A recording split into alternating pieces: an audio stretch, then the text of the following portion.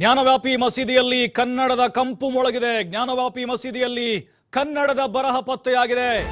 ನೋಡಿ, ನಮ್ಮ ಕನ್ನಡದ ಕಂಪು ದೂರದ ಕಾಶಿವರೆಗೂ ಏನ್ ಸಂಬಂಧ, ಅಲ್ಲಿ ಹೇಗೆ ಕನ್ನಡ ಬಂತು? ಜ್ಞಾನವ್ಯಾಪಿ ಮಸೀದಿ ದೊಡ್ಡ ವಿವಾದಕ್ಕೆ ಚರ್ಚೆಗೆ ಕಾರಣ ಆಗ್ತಿದೆ ಅಲ್ವಾ? ಈ ಸರ್ವೆ ರಿಪೋರ್ಟ್ ಈಗ ಬಹಿರಂಗ ಆಗಿದೆ.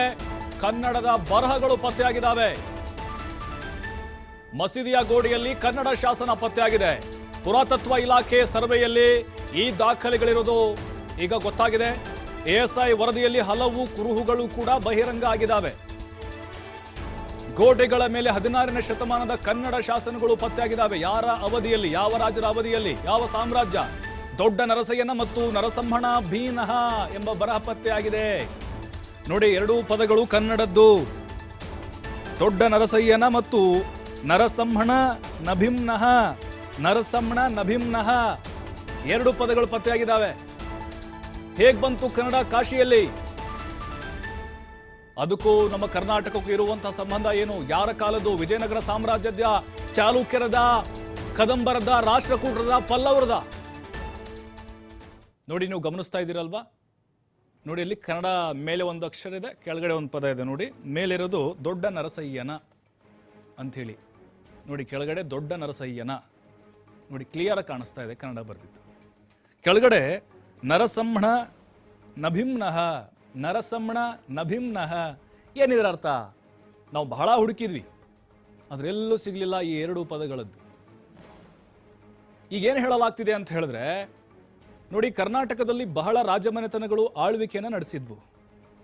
ಉದಾಹರಣೆಗೆ ವಿಜಯನಗರ ಸಾಮ್ರಾಜ್ಯ ಕೃಷ್ಣದೇವರಾಯರದ್ದು. ಆ ಸಂದರ್ಭದಲ್ಲಿ ಇದ್ದಂಥ ಅಧಿಕಾರಿಗಳು ಕಾಶಿ ವಿಶ್ವನಾಥನಿಗೆ ಏನಾದರೂ ದಾನವಾಗಿ ಕೊಟ್ಟಿದ್ರು. ಅಲ್ಲಿ ವಿಶ್ವೇಶ್ವರ ದೇವಸ್ಥಾನ ಇತ್ತು ಮೊದಲು. ಹಿಂದೂ ದೇವಾನುದೇವತೆಗಳು ಅಲ್ಲಿ ಅಂದರೆ ದೇವಸ್ಥಾನ ಇತ್ತು ಅಂತೇಳಿ. ಆ ದೇವಸ್ಥಾನಕ್ಕೆ ಏನಾದರೂ ಕರ್ನಾಟಕದಿಂದ ದಾನಗಳು ಹೋಗಿದ್ವಾ?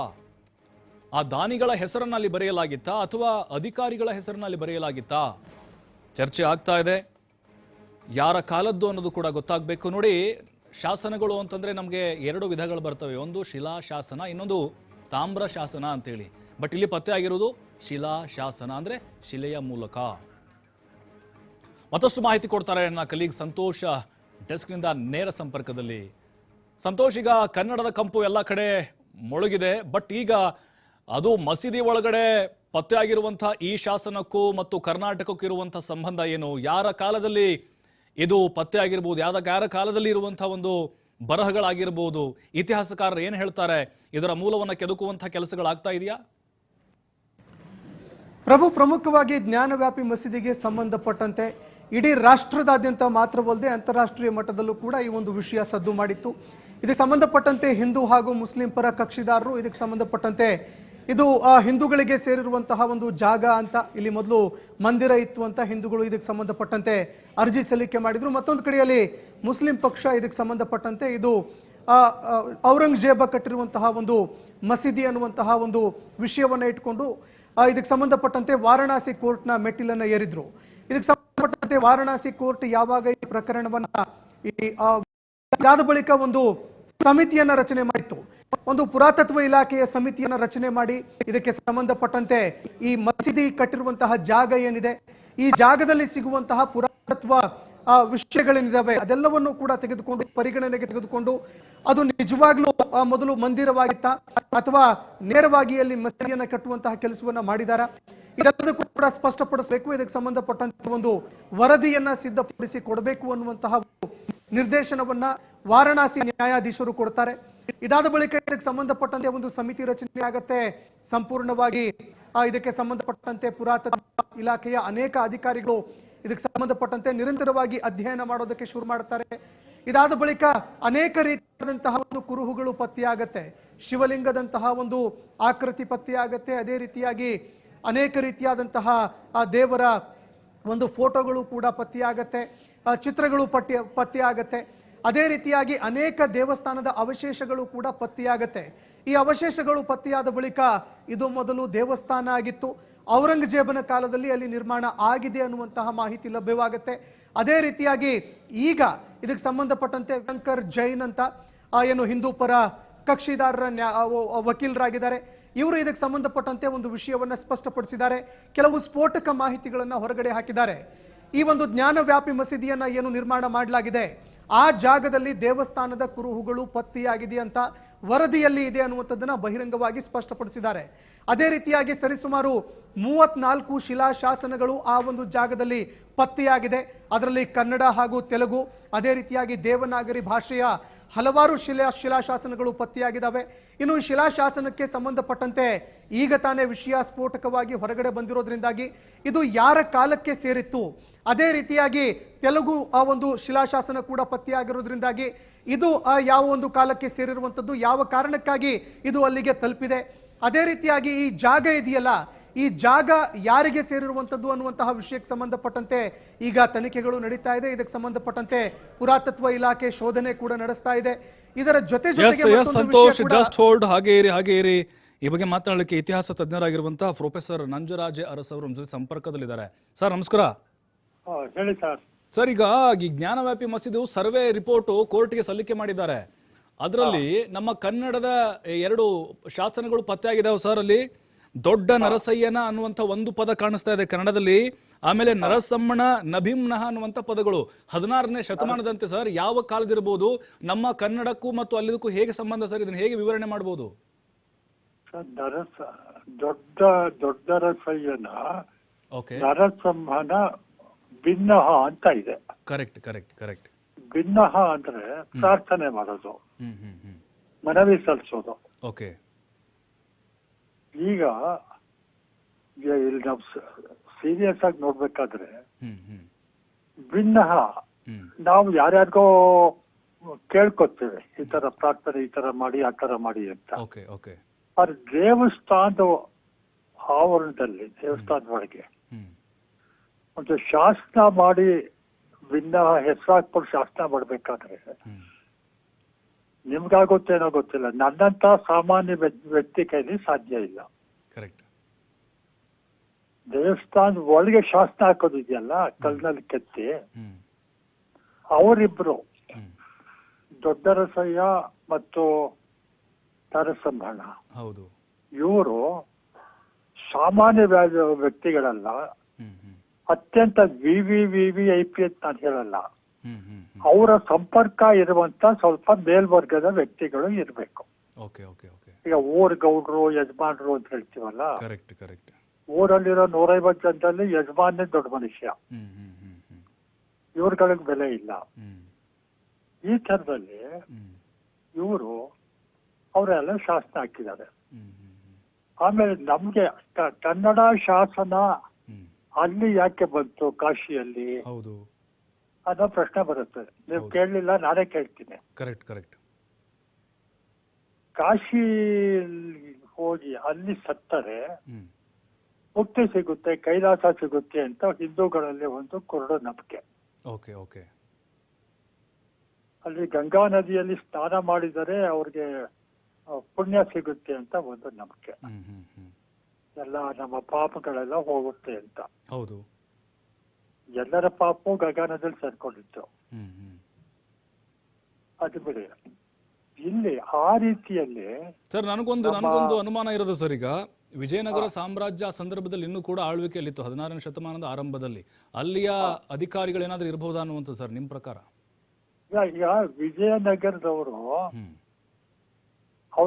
ಅವರು ಮತ್ತೆ ಕೆಳದಿ ಅರಸರಿಗೆ ಅಲ್ಲಿ ಸಂಪರ್ಕ ಇತ್ತು. ಅಲ್ಲಿ ಕೆಲವು ಕಟ್ಟಡಗಳನ್ನ ಕಟ್ಟಿಸಿದ್ದಾರೆ, ದೇವಸ್ಥಾನಕ್ಕೂ ಒಂದಷ್ಟು ಕೆಲಸಗಳು ಮಾಡಿದ್ದಾರೆ. ಇವರು ಸಣ್ಣ ಪುಟ್ಟ ದೇವಸ್ಥಾನಗಳು ಕಟ್ಟಿದ್ದಾರೆ ಇಬ್ರು, ನಾವು ವಿಜಯನಗರ ಮತ್ತು ಕೆಳದಿಯವರು.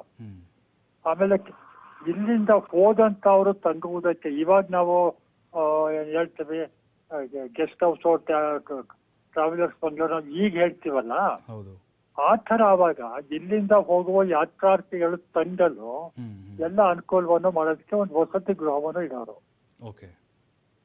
ಆಮೇಲೆ ಜಿಲ್ಲೆಯ ಇವರ ಆಡಳಿತದ ಪ್ರತಿನಿಧಿಗಳೇ ಅಲ್ಲಿಗೆ ಇರ್ತಾರೆ.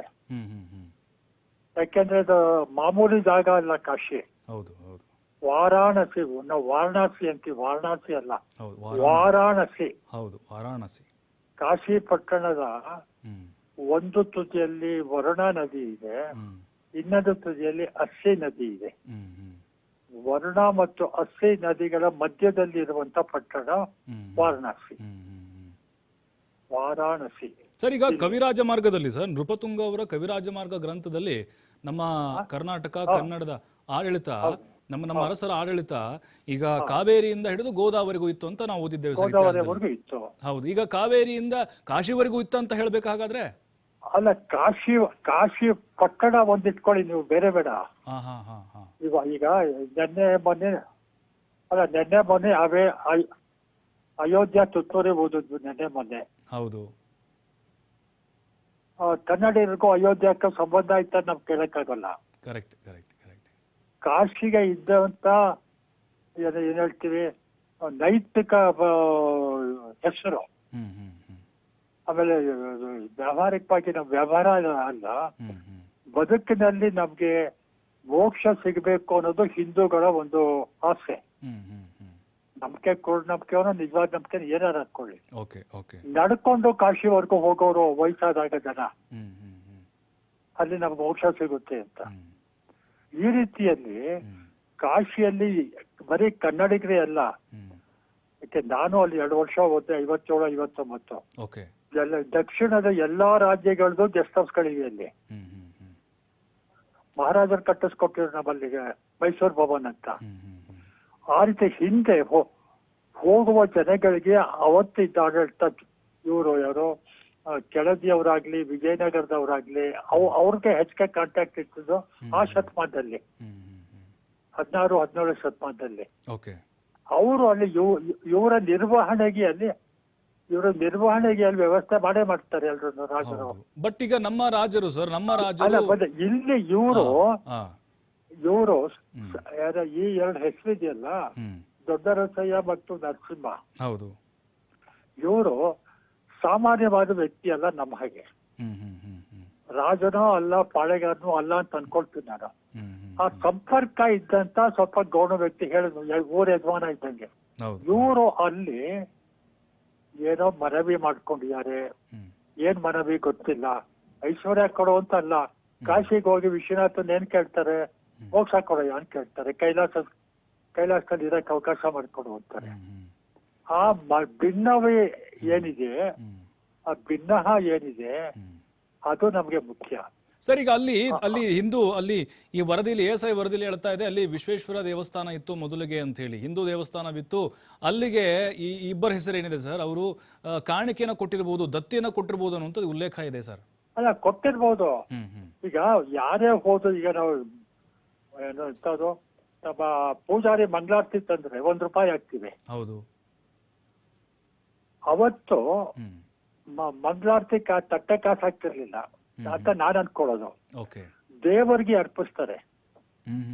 ಅರ್ಪಿಸೋದು ಹಣ ಅಲ್ಲ, ಅದರ ಮೇಂಟೆನೆನ್ಸ್, ರಿಪೇರಿ ಖರ್ಚು ಇತ್ಯಾದಿ, ಬರೋರ್ಗೆ ಅನ್ನ ಹಾಕಿ ಈ ರೀತಿ ದತ್ತಿಗಳನ್ನ ಕೊಡ್ತಾರೆ. ದತ್ತಿಗಳನ್ನ ಬಿಡ್ತಾರೆ ಎಲ್ರು. ಹಣ ಕೆಲವ್ರು ಕೊಡ್ಬೋದು, ನನಗೆ ಗೊತ್ತಿಲ್ಲ, ಹಣದ ಬಗ್ಗೆ ನಾನು ಓದಿಲ್ಲ. ಆದ್ರೆ ದತ್ತಿ ಕೊಡೋದು ಇದೆಯಲ್ಲ, ಅದು ತುಂಬಾ ಮುಖ್ಯವಾದದ್ದು. ಎಲ್ಲ ಅದ ಬರೀತಾರೆ ಅವರು, ಇಂಥ ಖರ್ಚು, ಇಂಥ ವೆಚ್ಚಕ್ಕೋಸ್ಕರ ಇಂಥ ಊರನ್ನು ದತ್ತೆ ಕೊಡ್ತಾ ಇದ್ದೀನಿ, ಇಂಥ ಹಳ್ಳಿಯನ್ನ ಅಂತ ಬರೀತಾರೆ. ಬರ್ದ್ಬಿಟ್ಟು ದತ್ತೆ ಅಲ್ಲಿ ಹೇಳ್ಬೇಕಲ್ಲ, ಈ ರೀತಿ ಉದ್ದೇಶ ಕೊಟ್ಟಿದ್ದೀವಿ, ದಯವಿಟ್ಟು ಇದು ನಮ್ಮ ಭಿನ್ನ ಏನ್ ನಮ್ದು, ನಮ್ಮ ಭಿನ್ನ ಏನು ಅಂದ್ರೆ ಇದನ್ನ ಜನಕ್ಕೆ ಒಳ್ಳೇದ್ ಮಾಡೋ, ಇಲ್ಲ ಈ ತರ ಮಾಡೋ, ನಿಜ, ಈ ರೀತಿಯಲ್ಲಿ. ಸರ್, ಖಂಡಿತ ಸರ್, ನೀವು ಹೇಳಿದಾಗೆ ಭಿನ್ನಹ ಅದರ ಅರ್ಥ ಮತ್ತು ಅಲ್ಲಿ ಕೊಟ್ಟಿರುವಂತಹ ಕಾಣಿಕೆಗಳ ಚರ್ಚೆ ಏನಾಗ್ತಿದೆ, ನಿಜಕ್ಕೂ ಹೋಲಿಕೆ ಆಗ್ತಿದೆ ಸರ್. ಥ್ಯಾಂಕ್ ಯು ಸರ್ ಮಾತಾಡೋದಕ್ಕೆ. ಥ್ಯಾಂಕ್ ಯು ಸಂತೋಷ್, ತಮ್ಮೆಲ್ಲ ಮಾಹಿತಿಗಾಗಿ.